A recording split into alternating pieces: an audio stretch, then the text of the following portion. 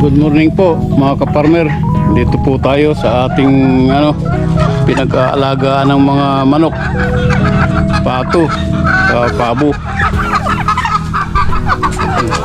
Po, pamirindahin natin sila. Nag-almusal na po sila kanina. Ito po yung mais, giniling na mais.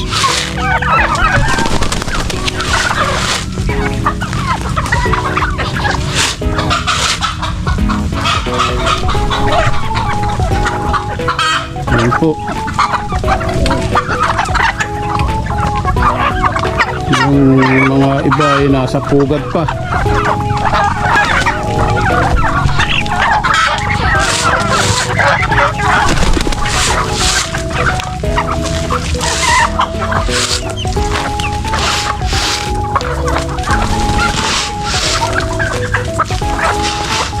Kailangan po kalat-kalat para makakain silang lahat, kasi kapag kumpul-kumpul lang yun lang matatapang yung makakakain.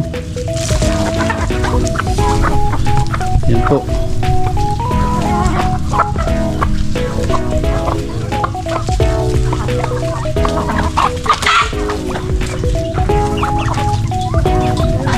Nakakatuwa po silang pagmasdan pagka po marami sila.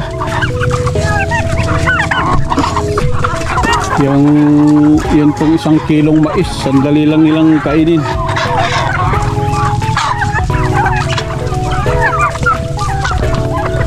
Saka paminsan-minsan po, bigyan po natin sila ng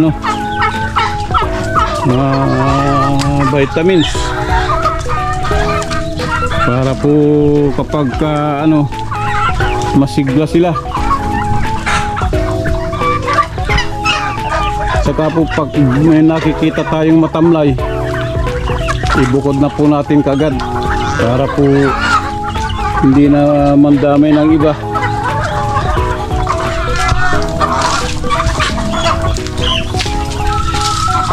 Ito, mayroon akong naglilimlim dito na pabo.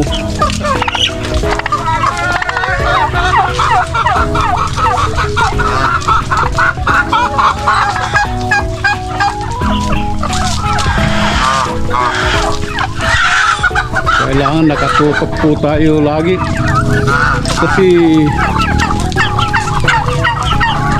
pabago-bago ang klima. Minsan mainit, minsan umuulan. Kaya po dapat tutukan natin para nakikita natin kapag may nagkakasakit. Ito po, may naglilimlim dito na pabo. Yan po, malalaking itlog. Ito po, manok naman to.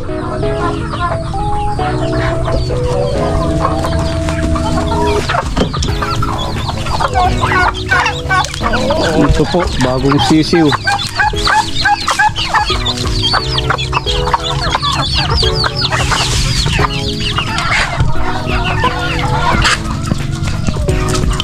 Ito po, mayroon ding mayroon ng langitlog dito na nawala yung itlog dito.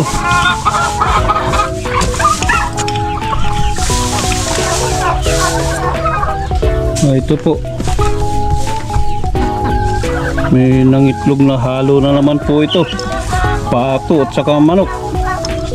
Kailangan pagbuko din po pagka ayusin ko po ito kapag naglilimlim na sila.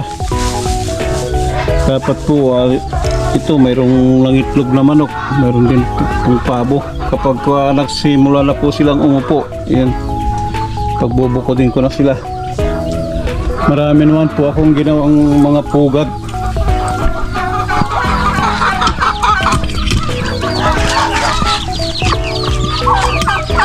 Ang healthy po ng mga pabo ko. Yan pupulan ng mga palong nila.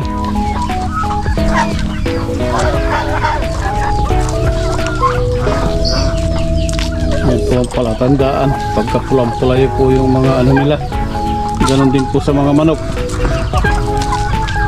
Pagka pupulang-pulay yung mga palong nila, malusog sila. Pero pagka yung palong nila ay hindi magandang kulay. Yun, ano po sila, hindi healthy. Ito po, manunungkit po ako ng mga tuyong dahon ng saging.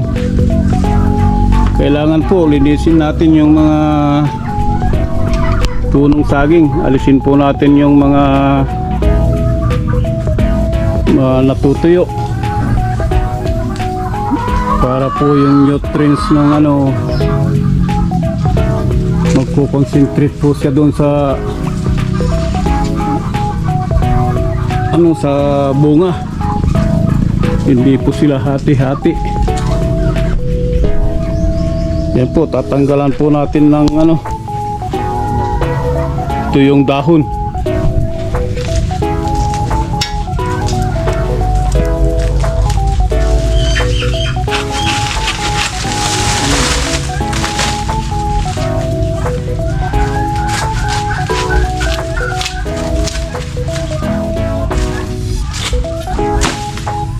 Ito po yung ano ko, pinanunungkit ko po yung karit. I-winilding ko po dito sa tubo para po mahaba, maaabot yung mga dahon sa taas.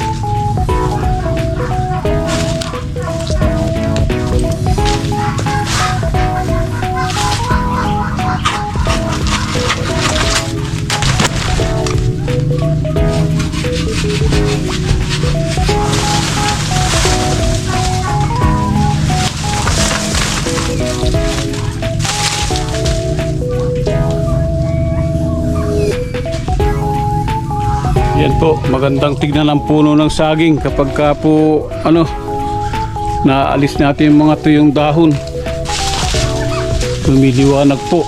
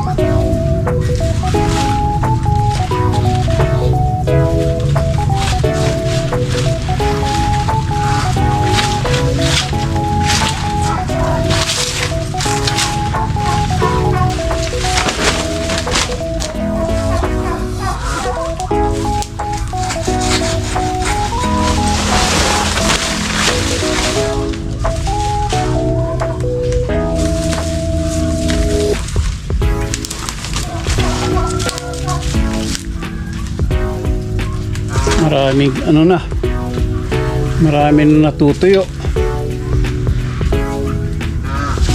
lalo pa nito po pagka nagtag-araw na.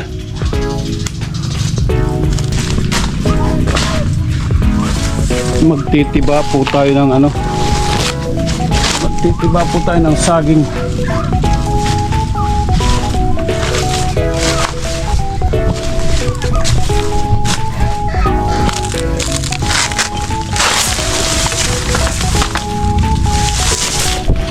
po yung ito po yung tulos na kawayan, tinulisan ko.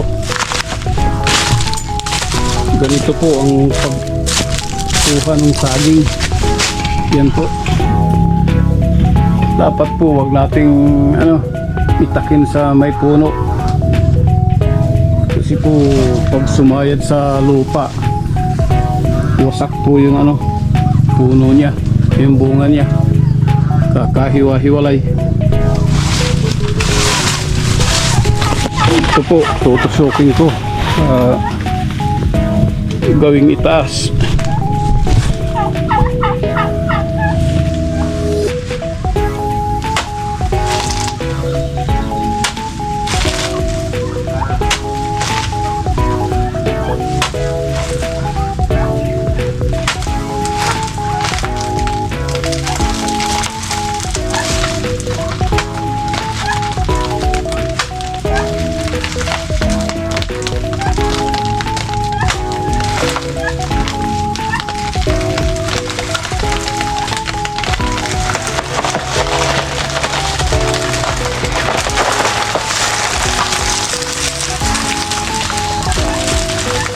Natanggal ko na.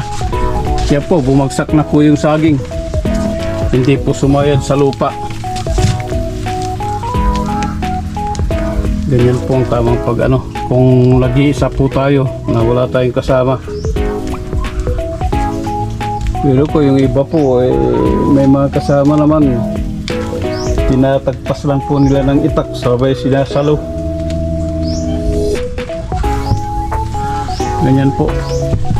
Tutusukin lang po natin yung puno dun sa gawing itaas.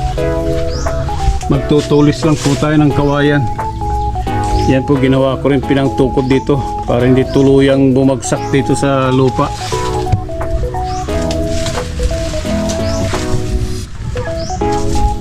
Yan po, pansamantala po, yan lang muna ang marami pa po itong bunga, kaya lang hindi pa masyadong magulang, kaya kailangan magulang na po bago alisin para sandali lang pong mahinog.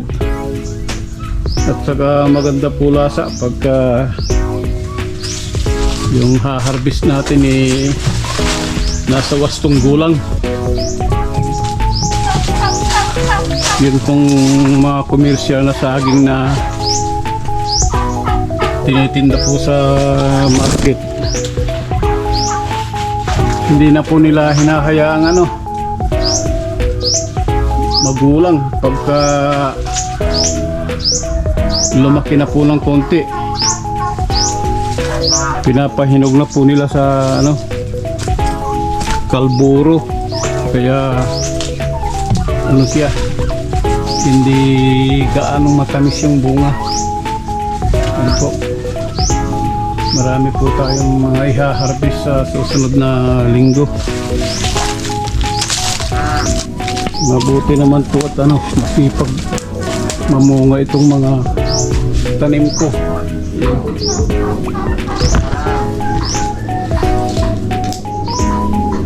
Basta panatilihin lang po nating malinis.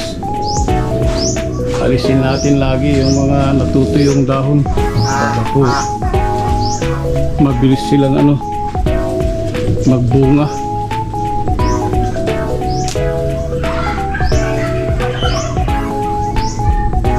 Yan po.